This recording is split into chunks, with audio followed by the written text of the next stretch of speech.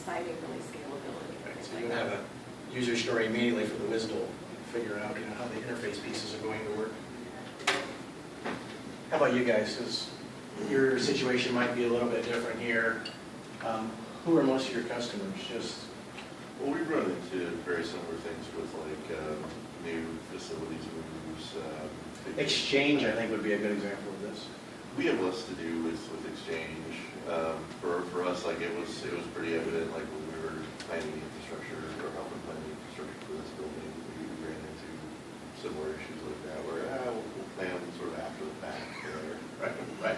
And as an operations teams, we're the ones that get the phone calls when it doesn't go well. So anything we can do to address NFRs up front is really just going to benefit everybody, not make it an afterthought.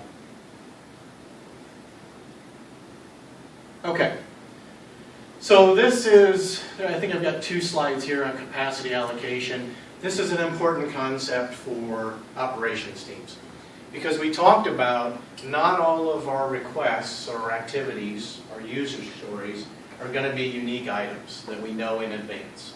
On the development side, they can plan their features, enhancements, and decompose them into specific user stories.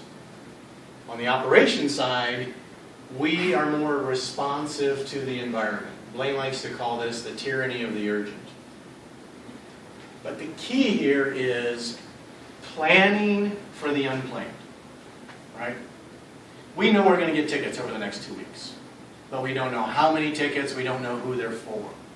So how do I plan for that with sprints? We do that with capacity allocations, or basically buckets of work for different types of work. So when Jackie and I get through the class and we go through the coaching session, this is where a lot of our time is spent with teams. So the first thing we do when we're talking about organizing our backlog is we say, where does your work come from and what are the types of works? And then we help you put together a capacity allocation chart that says, how much of your work do you think are tickets that are going to come up? How much of your work are maintenance activities that you guys schedule? How much of it is, projects from operations versus projects from SBUs, those kind of things. So you've got to figure out your overall type of work first, and then you've got to make a decision of what's going to be a bucket of work with a capacity allocation versus an individual user story. So let me give you an example in what's related to our team backlog.